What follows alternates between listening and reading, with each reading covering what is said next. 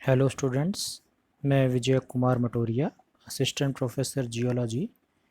एक बार फिर से स्वागत करता हूं आप सभी स्टूडेंट्स का अपने इस यूट्यूब चैनल में।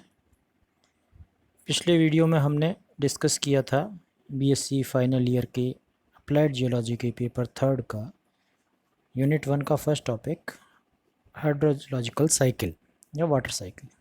उम्मीद है आप सभी स्टूडेंट्स को टॉपिक क्लियर हो गया होगा। आज हम एक नया टॉपिक शुरू कर रहे हैं यूनिट 1 का ही, ground water hydrology. Ground water hydrology शुरू करते हैं। ग्राउंड वाटर है क्या? नाम से ही क्लियर है कि वह वाटर, वह जल जो हमें ग्राउंड सरफेस, अर्थ सरफेस के नीचे मिल रहा है, वह हर प्रकार का पानी ग्राउंड वाटर कहलाएगा।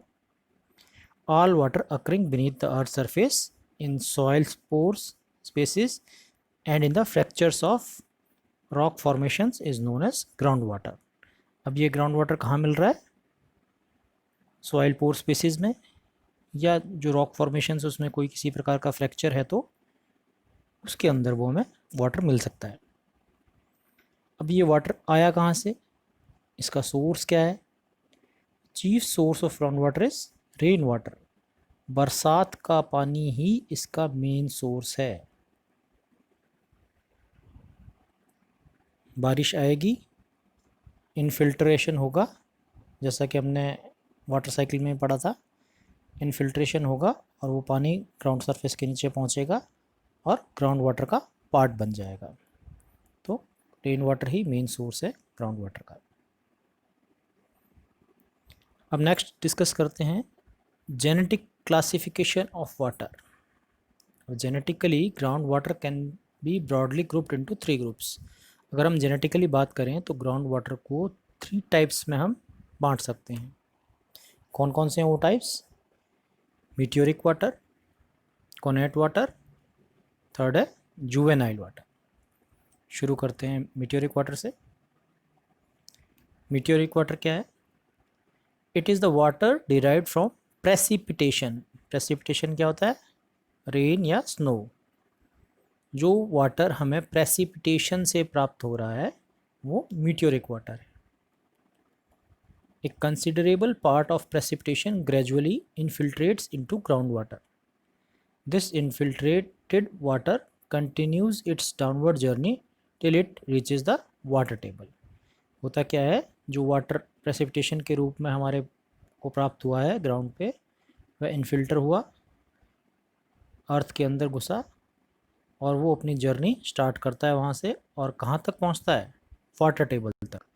वाटर टेबल क्या होता है ये हम अपने आगे वाली वीडियो में समझाएंगे, लेकिन तब तक ये समझ लीजिए कि जो वाटर एंटर हुआ वो अर्थ सरफेस के अंदर अपनी जर्नी ट्रैवल करना शुरू करेगा और वाटर टेबल तक पहुंचेगा। और ये कौन सा वाटर है? मीटियोरिक वाटर है। मीटियोरिक वाटर, ये वर्ड जो मीटियोरिक है वो आप याद रख सकते हैं, मेटलॉजी होता है ना, मौसम विज्ञान, वैसे ही जो बरसात से, मौसम से याद आता है बरसात, और बरसात से जो पानी आ रहा है वो मीटियोरिक वाटर है। Almost entire water obtain from the ground water supplies belong to this category. और जो हमें ग्राउंड वाटर जो मिल रहा है, जो हम ग्राउंड से जो वाटर प्राप्त कर रहे हैं, उसकी मोस्टली 99% हमें मीटियोरिक वाटर से ही मिलता है। ये आप एक डायग्राम से भी समझ सकते हैं। प्रेसिपिटेशन हो रहा है,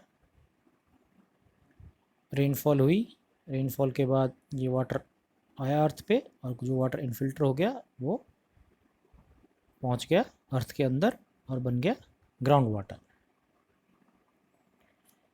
next, the rain water infiltrates into the earth surface and reaches the aquifer below to become a part of water table. Same है। Along with rain water, surface water bodies such as river, lakes and sea may also contribute to ground water। अब हमने देखा कि बरसात से हमें meteoric water मिला, लेकिन कुछ पार्ट जो मीटियोरिक वाटर या ग्राउंड वाटर का पार्ट है वो बरसात के अलावा सरफेस वाटर बॉडीज़ जैसे कि रिवर्स, लेक्स या सी से भी मिलता है। अब आप लोग कहेंगे कि रिवर, लेक्स और सी में भी तो वाटर आया कहाँ से? रेनफॉल से ही आया। बिल्कुल सही हैं आप, लेकिन यहाँ ये बात हम डिस्कस कर रहे हैं दो टर्म्स को समझने के लिए जो आपके सिलेबस में है, और वो दो टर्म्स कौन सी हैं? दो टाइप की स्ट्रीम्स, इन्फ्लुएंट स्ट्रीम्स और एफ्लुएंट स्ट्रीम्स। अब ये होता क्या है? अब ये ग्राउंड वाटर से जब हम बात करेंगे कि रिवर से हमें ग्राउंड वाटर में कैसे कंट्रीब्यूशन मिल रहा है, उस चीज़ को जब डिस्कस करते हैं तब ये दो टर्म्स आती हैं हमारे सामने, इन्फ्लुएंट स्ट्रीम्स और एफ्लुएंट स्ट्रीम्स। अब होता क्या है ये, इनको हम एक एक करके डिस्कस करते हैं। शुरुआत करते हैं इन्फ्लुएंट स्ट्रीम से। इन्फ्लुएंट स्ट्रीम्स क्या होता है? Influential streams, when water table is lower than the water level in the stream, then water will contributed from stream to groundwater. Such stream is known as influent stream. अब ground water का भी एक level होगा जिसे हम water table कहेंगे, और stream नदी के अंदर भी एक प्रवाह के अंदर भी उसका एक लेवल होगा। अब इन दोनों के लेवल के कंपैरिजन से ही ये टर्म्स हम डिफाइन करते हैं, इन्फ्लुएंट या एफ्लुएंट। इन केस जब वाटर टेबल स्ट्रीम के लेवल से नीचे हो, मतलब नदी के लेवल से अगर वाटर टेबल नीचे है, उसका लेवल नीचे है, तो क्या होगा? नदी का पानी कंट्रीब्यूट करेगा वाटर टेबल को, मतलब नदी का पानी रिस कर इनफिल्टर होकर ग्राउंड वाटर की तरफ बहना शुरू करेगा। और इस तरह की जो स्ट्रीम्स होती है उनको हम बोलते हैं इन्फ्लुएंट स्ट्रीम्स। इसमें क्लियरली लिखा है when a water table is lower than the water level of stream. अब ये सभी जानते हैं कि वाटर कहाँ से कहाँ फ्लो करता है? हायर एल्टीट्यूड से लोअर की तरफ, ऊंचाई से नीचान की तरफ ही जाएगा। तो वाटर टेबल लो है और स्ट्रीम का लेवल हाई है, तो हाई लेवल से लो लेवल की तरफ फ्लो हो रहा है, इसलिए इसका नाम है इन्फ्लुएंट स्ट्रीम। और इसी का अगर हम उल्टा कर दें कि अगर water table is higher than the water level in the stream, then the water will be contributed from ground water to the stream. अब अगर इसका उल्टा हो कि अगर ग्राउंड वाटर ऊपर है, ग्राउंड वाटर की हाइट ऊपर है, वाटर टेबल की हाइट ऊपर है, और जो स्ट्रीम है उसमें पानी का level as comparison to water table अगर नीचे है, तो वाटर टेबल से पानी बहेगा स्ट्रीम की तरफ, और इस तरह की जो स्ट्रीम बनेगी उसको बोलते हैं एफ्लुएंट स्ट्रीम। इन्फ्लुएंट का जस्ट उल्टा, जब water table is higher than the water level in the stream, ये इसका जस्ट उल्टा। इसको एक डायग्राम से भी समझ लेते हैं हम। जैसे ये डायग्राम है,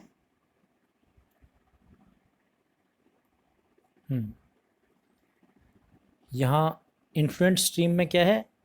जो स्ट्रीम का लेवल है वो वाटर टेबल से ऊपर है, और इसमें क्या हुआ? जब ये ऊपर है तो यहाँ से जो वाटर आएगा, जो वाटर फ्लो होगा, वो कहाँ से कहाँ आएगा? स्ट्रीम से ग्राउंड वाटर की तरफ। ये होगा इन्फ्लुएंट स्ट्रीम। और इसका जस्ट उल्टा होगा कि अगर वाटर टेबल का लेवल स्ट्रीम के लेवल से ऊपर है तो वाटर टेबल से पानी कहाँ बहेगा? स्ट्रीम की तरफ। और स्ट्रीम की तरफ बह रहा है, इसलिए इस तरह की स्ट्रीम को हमने क्या नाम दिया? Effluent stream. दोनों एक दूसरे के उल्टे होते हैं।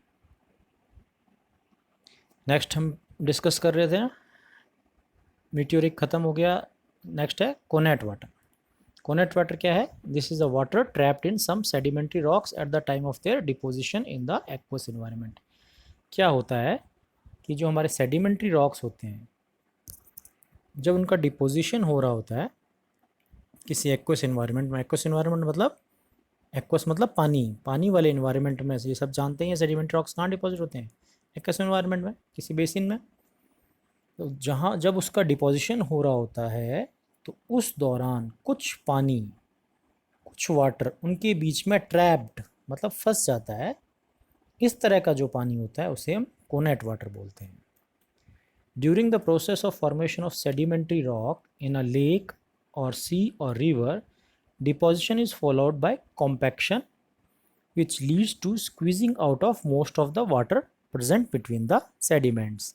जब इनका फॉर्मेशन हो रहा होता है तो कॉम्पैक्शन प्रोसेस होती है, और इस प्रोसेस में क्या होता है, खूब सारा पानी निकल के बाहर आ जाता है सेडिमेंट्स के बीच में से. Sometimes incomplete compaction may cause retention of some water by these rocks which is known as connate water. अब कई बार क्या होता है, ये कॉम्पैक्शन प्रोसेस पूरा अच्छी तरह होता नहीं है और कुछ वाटर उसके बीच में कॉम्पैक्ट रह जाता है, और यही कहलाता है कॉनेट वाटर.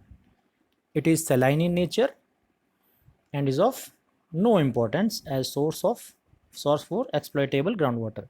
ये saline नेचर का होता है और ये इतना इम्पोर्टेंट नहीं है क्योंकि ग्राउंड वाटर में इसका जो हिस्सा है बहुत ही कम है. सबसे ज़्यादा किसका है, मीटियोरिक वाटर का. नेक्स्ट है जुवेनाइल वाटर. हाँ, एक चीज़ और, कोनेट वाटर को अब नाम से कैसे याद रख सकते हैं, एक ये ट्रिक है. कोनेट वाटर क्या था बताया मैंने, सेडिमेंट्री रॉक्स के अंदर ट्रैप हो गया. ट्रैप हो गया तो कैसा होगा, एक सेडिमेंट्री रॉक के बीच में ट्रैप हो गया. तो ये एक स्ट्रक्चर किस तरह का लग रहा है, एक कोकोनट की तरह, बीच में पानी से भरा हुआ कोकोनट. कोनेट कोकोनट एक जैसे से वर्ड है, याद रख सकते हैं आप. ये जस्ट एक ट्रिक है, इसके पीछे कोई लॉजिक नहीं है. Juvenile water. It is a water found in cracks or crevices of or pores of rocks due to condensation of steam emanating from hot molten masses or magmas existing below the surface of earth. क्या होता है कि कई जब magma नीचे से hot and मॉल्टन magma होता ही है, और वो जब ऊपर उठता है तो उसके अंदर कुछ पानी की मात्रा भी होती है, वाटर वेपर्स भी होते हैं. अब ये वाटर वेपर्स जब ऊपर उठते हैं प्री एग्जिस्टिंग रॉक्स के बीच में से, तो वहाँ बीच में कहीं जाके उनका कंडेंसेशन होता है वाटर वेपर का, और वो वाटर में कन्वर्ट हो जाती हैं लिक्विड फॉर्म में. ये जो वाटर पाया जाता है इसको बोलते हैं juvenile water. It is also called magmatic water. इसको मैग्मेटिक वाटर भी कहा जाता है. It is of only theoretical importance as far as water supply scheme is concerned. ये सिर्फ थियोरेटिकल इंपॉर्टेंस रखता है क्योंकि इसका भी पार्ट बहुत ही कम होता है. मेन मीटियोरिक वाटर ही है. Some hot springs and geysers are clearly derived from juvenile water. कुछ स्प्रिंग्स और गीजर्स जो हम देखने को मिलेंगे वो भी, उनका सोर्स भी कई बार जुवेनाइल वाटर होता है. अभी एक पिक्चर है आपके लिए, इसमें ये मैग्मा दिखाया है. मैग्मा ऊपर उठ रहा है, यहाँ वेपर्स हैं, ये यहाँ आके कहीं डिपोजिशन हो रहा है जुवेनाइल वाटर का. तो 3 तरह के वाटर जो हमने डिस्कस किए कौन कौन से थे, मीटियोरिक, कोनेट, जुवेनाइल. मीटियोरिक जो रेन वाटर से मिला, कोनेट जो सेडिमेंट्री रॉक्स के बीच में ट्रैप हो गया, और जुवेनाइल जो मैग्मा के अंदर जो वाटर वेपर्स हैं उनसे जो वाटर मिला वो जुवेनाइल वाटर. तो ये था genetic classification of ground water. तो आज के लिए इतना ही. नेक्स्ट वीडियो में हम डिस्कस करेंगे नेक्स्ट टॉपिक को. Thank you.